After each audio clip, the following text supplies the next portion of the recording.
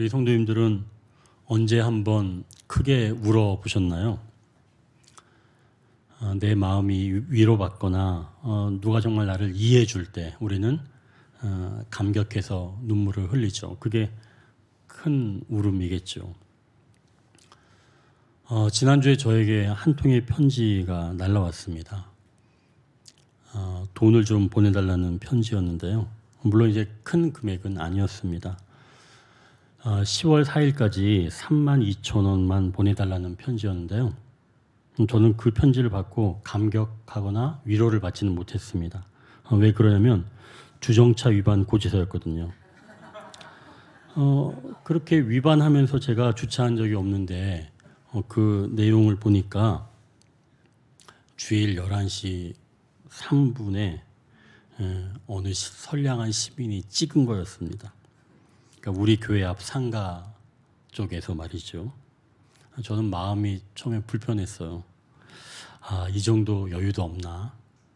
그런데 곰곰이 생각해 보니까 그동안 우리 교회에서 상가분들에게 마음을 좀 불편하게 해드렸구나. 그래서 내가 대신 이 편지를 받게 되었구나 하고 제가 애써 저를 위로하게 되었습니다. 그런데 엊그제 드디어 우리 교회 앞에 이렇게 공영 주차장이 완공된 겁니다. 근데 거기 이제 그 앞에 간판을 딱 보니까요, 토요일, 공휴일 무료. 그게 딱 이렇게 써 있는 거예요. 너무나 은혜가 되는 글귀더라고요. 그래서 이제 제가 기쁜 마음에 어제도 그저께 이제 처음 딱 주차를 하고 나오는데 그동안 이제 여기서 공사를 처음부터 끝까지 책임지셨던 분이 있거든요. 그분이 모든 걸 다 이제 왔다 갔다 막 하시더라고요. 근데 제가 이제 차를 딱 주차하고 딱 나오는데 그분이 저한테 말을 거시는 거예요. 어떻게 얘기하냐면, 목사님, 이제 개인 주차장처럼 마음껏 사용하십시오. 그분이 저한테 그렇게 얘기를 하시는 거예요. 제가 그분의 말을 듣고 하마터면 아멘 그럴 뻔했어요. 얼마나 기쁜 소식인지 그 순간 32,000원이 아깝지 않았습니다. 그러니까 저는 그분에게 위로를 받았죠. 우리 성도님들도 이제 앞으로 교회 앞에 이 주차장을 활용하십시오. 자, 오늘 본문에서도 크게 우는 한 사람이 나옵니다. 이제 첫 번째 단락을 보십시오. 큰 울음으로 위로받아야 한다. 이제 본문 1절, 2절을 같이 읽겠습니다. 요셉이 시종하는 자들 앞에서 그 정을 억제하지 못하여 소리질러 모든 사람을 자기에게서 물러가라 하고 그 형제들에게 자기를 알리니 그때와 그와 함께 한 다른 사람이 없었더라. 요셉이 큰 소리로 우니 애굽 사람에게 들리며 바로의 궁중에 들리더라. 요셉도 지금 큰 울음을 터뜨렸습니다. 형 유다가 자기의 친동생 베냐민을 위해 대신 종이 되고 베냐민은 놓아달라는 그런 유다의 말을 듣고 이 요셉이 드디어 큰 울음이 터진 거죠. 그동안 이 요셉은 가족에게 버림받았다는 그런 생각으로 20년 넘는 세월을 살아왔는데 형 유다가 지금 동생을 보호하는 모습을 보고 이 요셉이 지금 위로를 받은 겁니다. 그러니까 요셉에게 지금 이 순간은 그동안 가나안에서 상인들에게 붙잡혀서 끌려가면서 애굽까지 오면서 그 무너진 그런 마음, 그리고 애굽에 도착을 해서 보디발의 집에서 또 모함을 받아서 감옥으로 갔을 때 이제 더 이상 나에게는 희망이 없다라고 하는 그런 순간들, 그러니까 요셉이 외롭고 지치고 낙심하고 절망했던 이런 모든 순간들이 지금 이 한순간에 아름다운 추억으로 변하게 된 것이죠. 바로 그러한 큰 울음으로 위로를 받게 된 겁니다. 그래서 누군가에게 위로받고 자기를 이해받는 것이 그래서 중요하다는 것이죠. 이해받게 될 때, 위로를 받을 때 이렇게 큰 울음이 나는 겁니다. 모든 막혀있던 것들이 일순간 회복되는 경험을 하는 것이죠. 자, 그러면서 본다면 이 시대는 어때요? 큰 울음이 없는 시대입니다. 사라져가는 시대이겠죠. 누군가를 위로해주고 이해해주고 받아들여주는 그런 일들이 점점 사라지는 그런 시대입니다. 사회적 갈등을 부추겨서 그것으로 이제 실이익을 얻는 사람들이 있기 때문에 일부러 갈등을 만드는 그런 일들도 있는 거죠.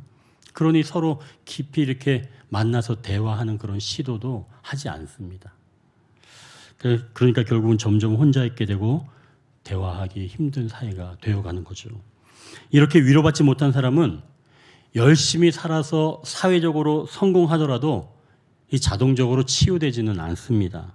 요셉도 사회적으로 성공은 했지만 가족에게 버림받았던 과거는 위로가 필요했던 것이죠. 이때 질문이 생길 수 있습니다. 아니 목사님, 예수님 잘 믿으면 과거에 받았던 상처는 뭐 그냥 다 넘어갈 수 있는 거 아닌가요? 회복되는 거 아닌가요? 이렇게 생각할 수가 있겠죠. 신앙으로 살면 과거의 문제는 해결되지 않아도 얼마든지 살아갈 수 있다. 여러분 어떻게 생각하세요? 요셉을 보면 지금 성공도 했습니다. 또 하나님과 동행하는 삶이잖아요. 그러니까 요셉에게는 과거의 어떤 이런 상처, 회복 뭐 이게 별로 중요하게 보이지 않을 수 있습니다. 여러분 이렇게 생각하시나요? 상한 감정의 치유라고 하는 그 책을 쓰신 데이빗 시멘즈 목사님이 계시는데요. 그분이 이 책의 서문에 이렇게 썼습니다. 정규적인 교회 사역을 통해 도움을 주지 못하는 두 그룹을 발견했다는 겁니다. 정규적인 교회 사역이라는 것은 설교와 기도, 성령 충만, 성례식 이런 것들을 말하는 건데요. 이런 것들을 통해서도 도움을 주지 못했다.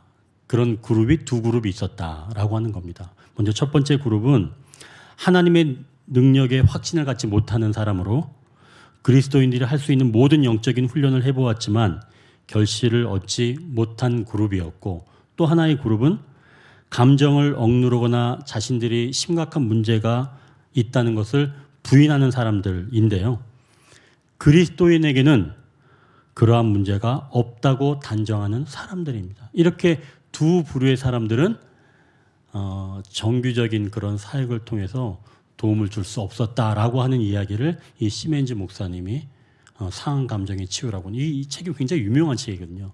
거기서 이렇게 지금 이야기를 하고 있는 겁니다. 즉 정서적으로 상처를 받은 사람이나 과거에 상처가 아물지 않은 사람들에게는 그러한 상처가 해결되는 사역이 있어야 한다는 것이죠. 물론 이제 오해 소지는 있습니다. 정규적인 교회 사역으로 해결되지 못하는 것이 어디 있냐라고 할 수 있지만 하나님의 특별한 위로하심은 있어야 한다는 거죠. 다른 말로는 타인을 통해 큰 울음으로 위로를 받아야 한다는 것입니다. 즉 사람 간에도 서로 위로가 있어야 한다는 것이죠. 이무석 교수의 그 마음이라고 하는 책에서 나오는 내용입니다. 고등학생인 강군이 이 폭식증으로 부모님과 함께 교수님을 찾아왔습니다. 치료자를 찾아왔습니다. 이 강군은 부모님의 이혼에 대한 것 때문에 불안한 심리적 이 상실감으로 이제 음식을 계속 채우게 된 거죠. 그래서 2달 만에 20kg이 살이 붙은 겁니다. 그래서 이 강군의 아버지는 알아보니까 중견기업의 임원이었는데 오직 일에만 매달리는 그런 사람이었습니다. 그러니까 지금 이제 이 아들의 폭식증으로 아버지와 어머니 그리고 이제 이 강군이 치료자에게 간 거죠. 이제 한 자리에 모였는데 이 강군의 아버지는 아들의 이 폭식증은 의지에 달려있는 문제이니까 마음을 단단히 먹으면 나을 수 있다.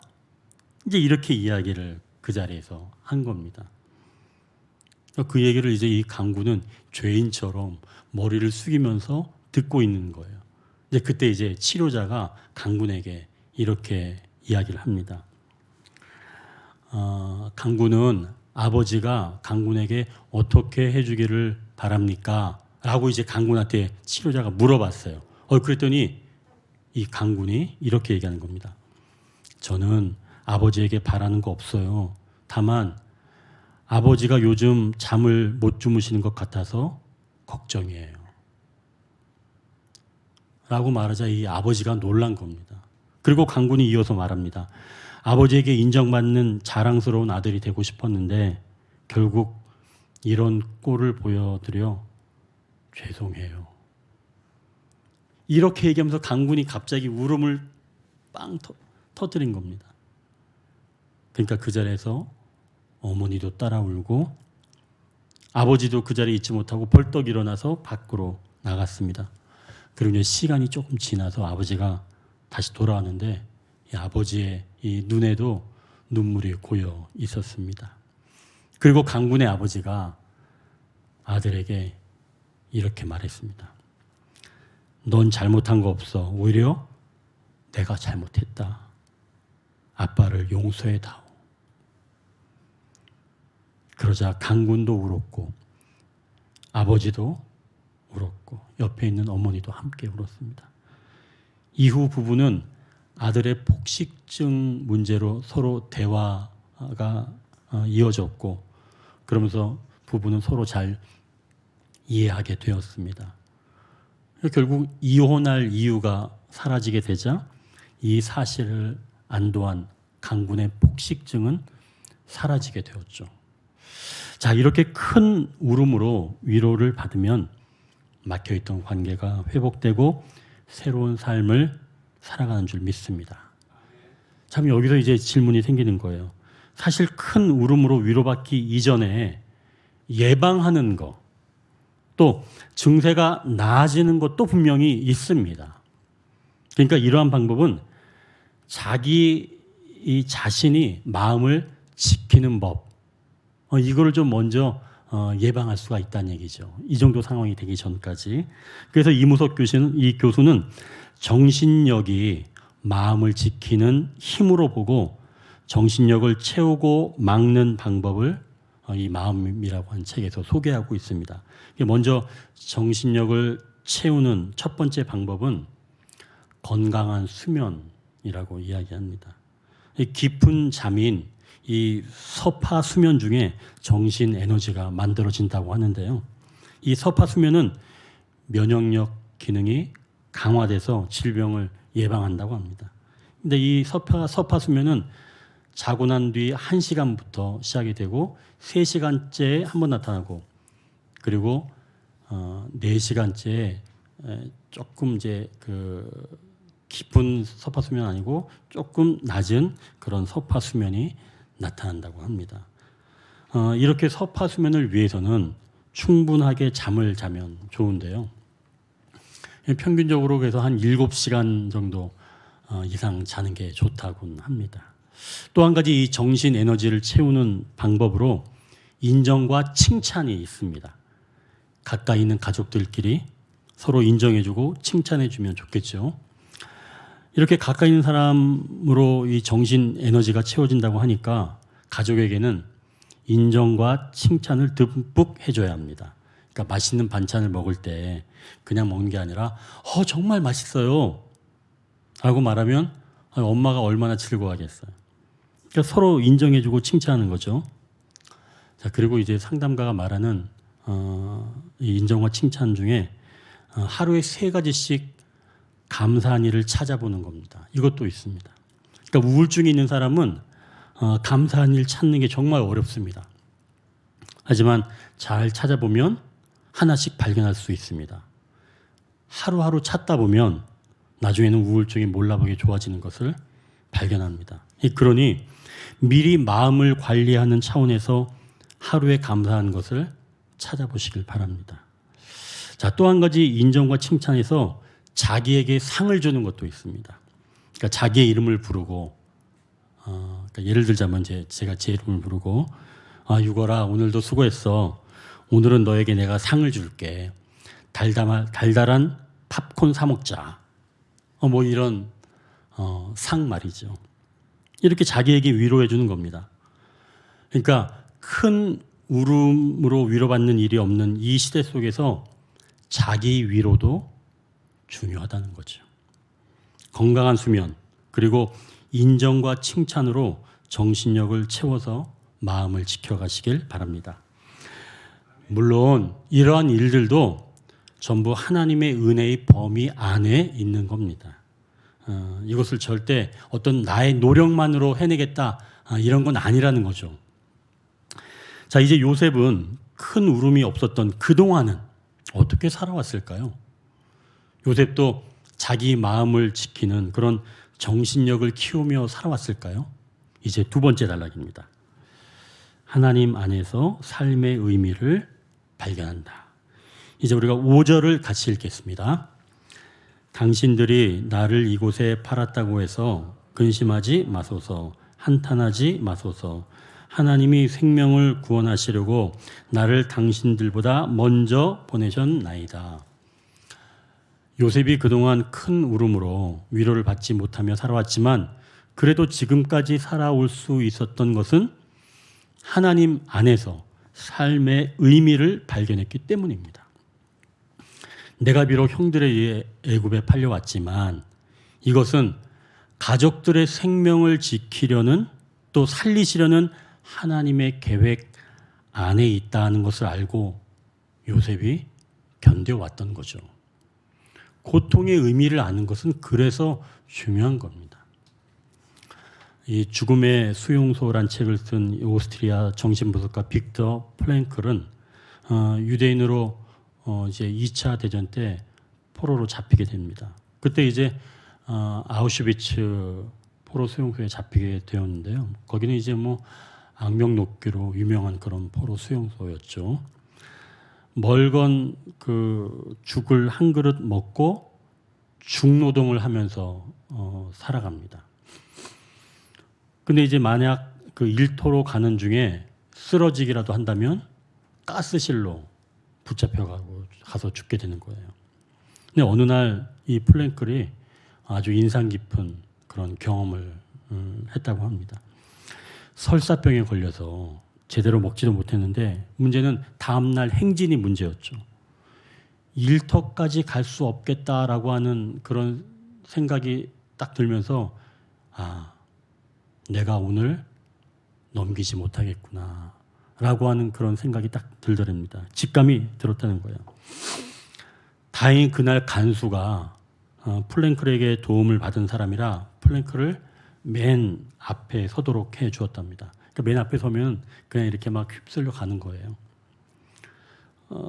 그래도 이제 이 플랭클은 일터까지 갈 자신이 없었는데 그때 사랑하는 아내 생각이 나면서 석방되면 아내와 차를 마시며 대화를 나누는 그런 생각이 들게 된 겁니다. 갑자기 이제 호루라기 소리에 정신을 차려보니까 몸은 아무런 일이 없이 일터에 도착해 있었다는 겁니다. 그러니까 자기가 생각하기에 이 사람들이 의사니까 자기가 생각하기에 도저히 일어날 수 없는 일인데 내가 이런 일을 경험했구나 라고 알게 된 거죠. 그래서 결국 이 플랭클은 연합군에 의해서 포로로 해방되기까지 그 모진 고초도 겪어내면서 이겨냈던 겁니다. 결국 이 플랭클이 이러한 극한 상황을 견뎌낼 수 있었던 것은 삶의 의미 때문인 거죠.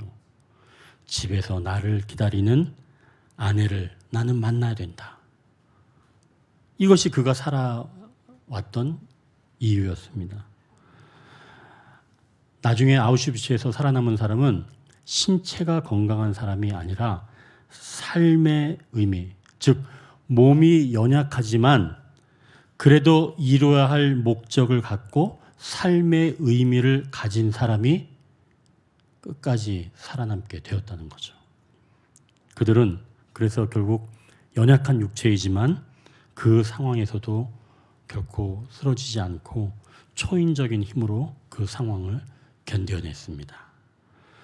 요셉도 하나님 안에서 삶의 의미를 발견하고 열악한 상황에서 병들지 않고 이렇게 이겨냈던 거죠. 자, 그럼 이런 삶의 의미를 발견한다는 것, 이게 어떤 의미인지 한번 우리가 8절을 보십시오. 8절 보니까 이렇게 말씀합니다. 그런즉 나를 이리로 보낸 이는 당신들이 아니요 하나님이시라. 하나님이 나를 바로에게 아버지로 삼으시고 그 온 집의 주로 삼으시며 애굽 온 땅의 통치자로 삼으셨나이다. 하나님은 지금 요셉이 온 통치자가 되어 삶의 의미를 이룰 수 있도록 세워주셨다는 겁니다. 그러니까 이 말씀은 곧 요셉이 이 삶의 의미를 발견하고 하나님이 함께 하신다는 사실을 발견하게 되었다는 겁니다. 그러니까 요셉의 삶이 하나님과 함께 동행하는 그런 삶이었다는 것을 알게 되었다는 거죠. 삶의 의미를 깨달으면서 내가 이런 삶의 의미가 있으니까 하나님께서 나와 함께 해주시는 거구나. 그리고 하나님이 함께 하신다는 것을 알게 되었다는 겁니다. 우리가 요셉의 삶이 예수님의 삶을 보여준다라고 하는 것을 우리가 계속 나누었는데요. 그렇다면 예수님도 그 삶에서 의미를 발견하시고 하나님과 함께 하신다는 것을 말씀하는지 우리가 성경을 통해서 좀 확인해 볼 필요가 있는데요. 요한복음 12장에서도 예수님께서 예배하러 예루살렘에 올라가신 내용이 나옵니다. 그때 이방인들이 예수님 뵙기를 원합니다. 예수님은 이방인들이 뵙고 싶어 한다는 이야기를 들으시고 인자가 영광을 얻을 때가 왔도다라고 말씀하십니다. 이방인들도 영생 얻기를 구하는 모습을 보시고 때가 되었다고 이제 생각하신 거죠. 그러면서 예수님이 이렇게 말씀하십니다. 내가 진실로 진실로 너에게 이르노니 한 알의 밀이 땅에 떨어져 죽지 아니하면 한 알 그대로 있고 죽으면 많은 열매를 맺느니라. 지금 내 마음이 괴로우니 무슨 말을 하리요. 아버지여 나를 구원하여 이 때를 면하게 하여 주옵소서. 그러나 내가 이를 위하여 이 때에 왔나이다. 아버지여 아버지의 이름을 영광스럽게 하옵소서 하시니 이에 하늘에서 소리가 나서 이르되 내가 이미 영광스럽게 하였고 또다시 영광스럽게 하리라 하시니. 지금 하나님께서 이렇게 말씀하시는 거예요. 그러니까 예수님은 죽음으로 많은 열매를 지금 얻으신다고 말씀을 하는 겁니다. 이 일이 괴롭지만 바로 이 일 때문에 내가 왔다라고 말씀하시는 거죠. 그러니까 삶의 의미를 지금 정확하게 말씀하시는 겁니다. 예수님이 이 땅에 오신 삶의 이유는 곧 십자가에서 죽으시기 위함이지요.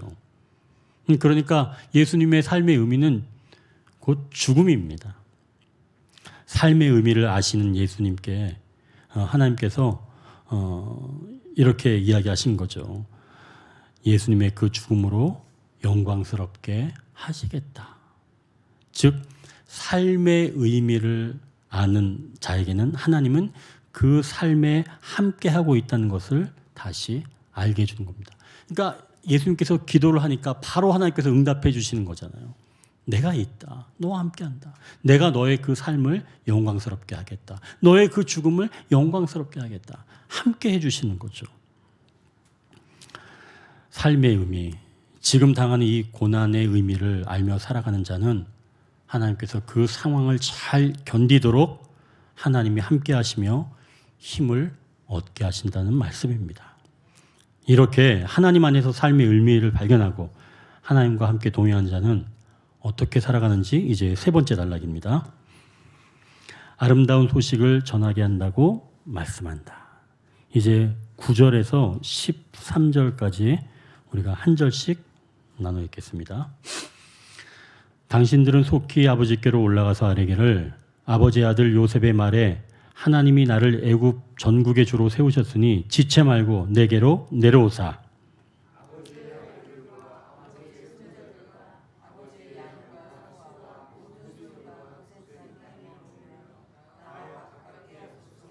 흉년이 아직 5해가 있으니 내가 거기서 아버지를 봉양하리이다. 아버지와 아버지의 가족과 아버지께 속한 모든 사람에게 부족함이 없도록 하겠나이다 하더라고 전하소서.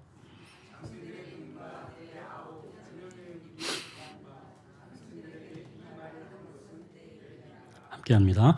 당신들은 내가 애굽에서 누리는 영화와 당신들이 본 모든 것을 다 내 아버지께 아뢰고 속히 모시고 내려오소서 하며.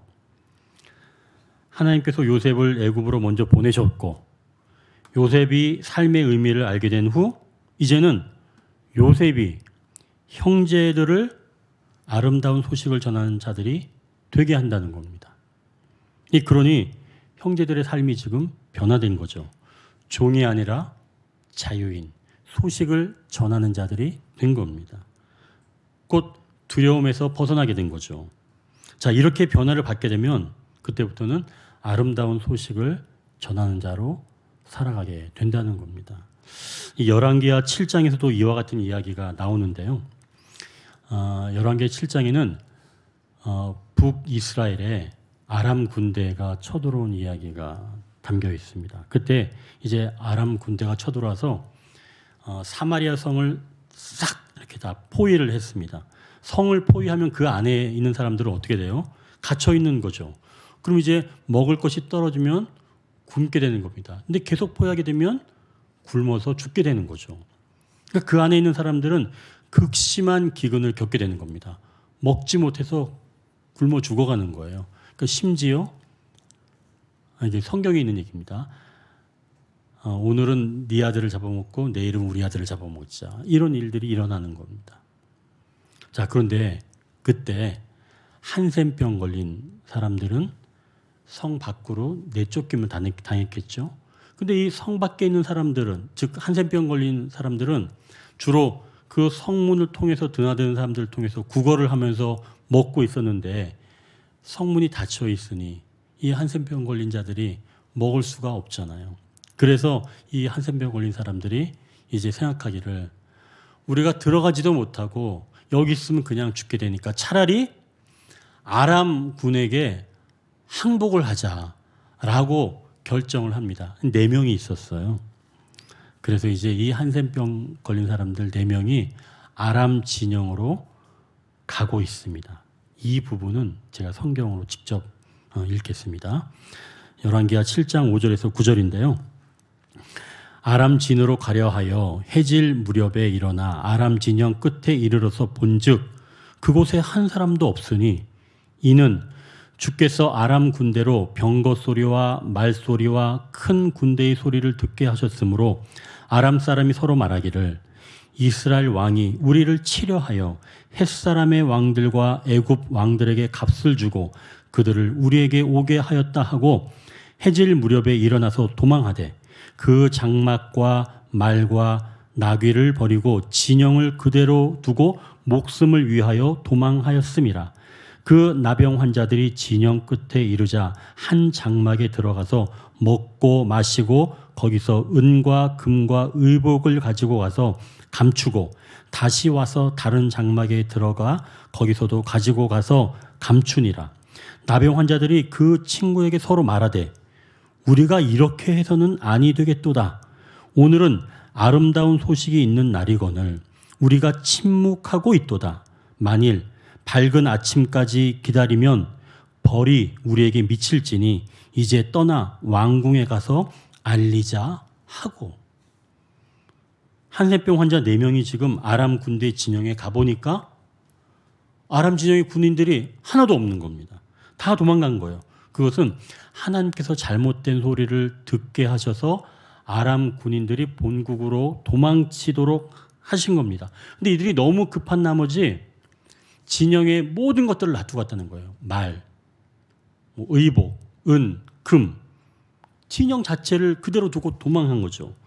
그래서 이 한센병 환자들이 그곳에 가서 먹고 마시며 은과 금, 의복을 챙기다가 야, 이거 우리가 이러면 안 되겠다. 이 아름다운 소식을 우리가 아침까지 전하지 않으면 우리한테 벌이 내리겠다. 라고 하면서 왕궁으로 알리게 된 겁니다. 하나님은 한센병 걸려 버림받았던 사람들을 하나님의 기쁜 소식을 전하는 자들로 삼으셨다는 거죠. 요셉과 그의 형들도 이와 같습니다.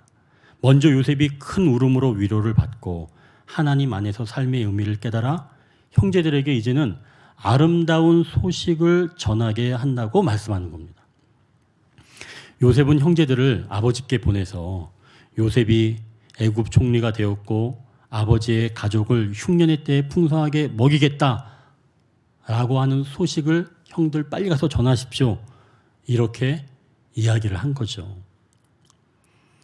그럼 예전에는 형제들은 어떤 소식을 전했던 사람이에요? 예전에도 형제들은 아름다운 소식을 전했던 사람들이에요? 아닙니다. 형제들은 예전에 아름다운 소식을 전했던 사람들이 아니었어요. 왜 그러냐면 슬픈 소식을 전했던 그런 자들이었죠. 요셉의 그 채색 옷을 벗겨서 동물의 피를 묻히고 요셉은 팔아버리고 그 요셉의 채색 옷을 가지고 아버지한테 가서 이거 혹시 아버지 아들 옷 아닙니까? 아버지 한번 확인해 보십시오. 라고 하는 그런 슬픈 소식을 전했던 자가 바로 요셉의 형제들이었습니다.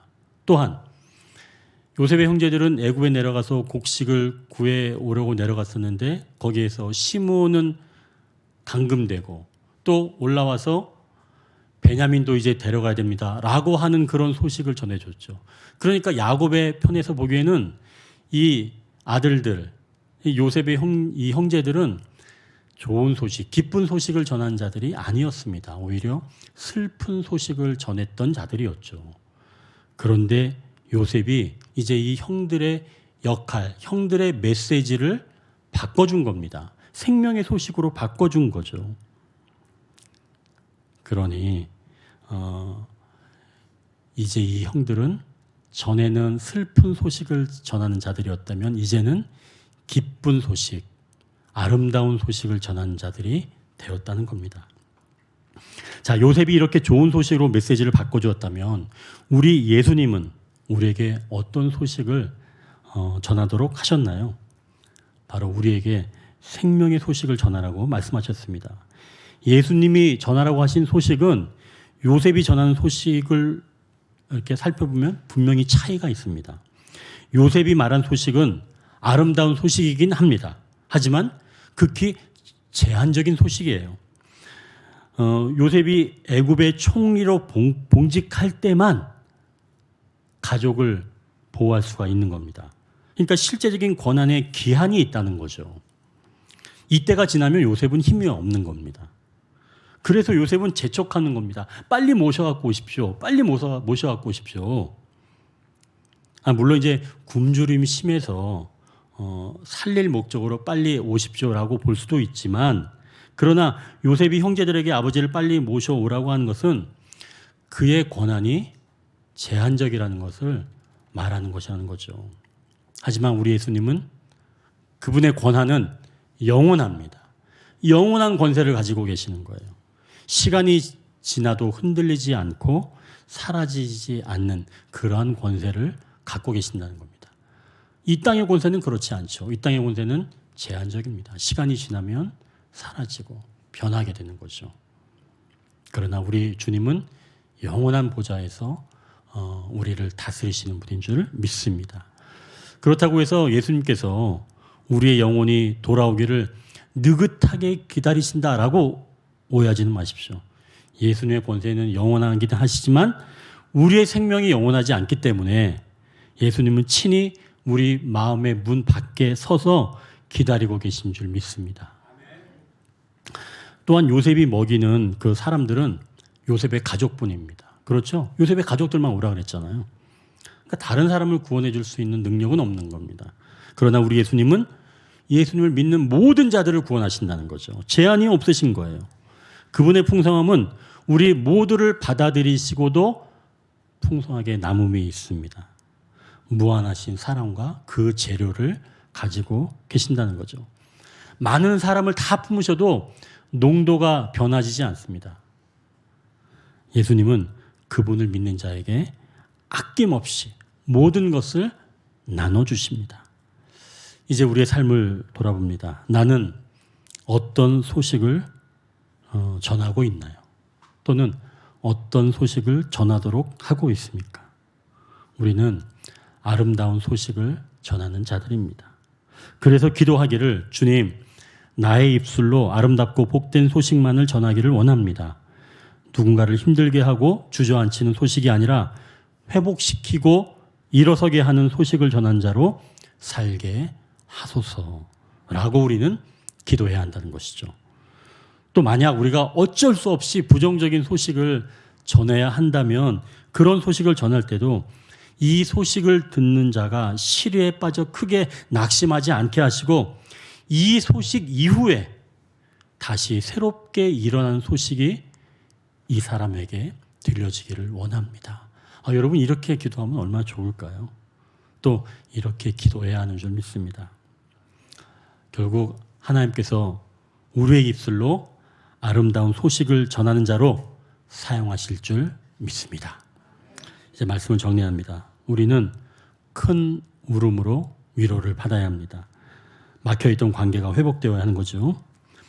이해를 받고 위로도 받아야 합니다. 하지만 자기를 위로할 줄도 알아야 합니다. 더 나아가 하나님 안에서 삶의 의미를 발견해야 합니다. 이렇게 될 때 아름다운 소식을 전하게 한다고 말씀합니다. 기도하겠습니다.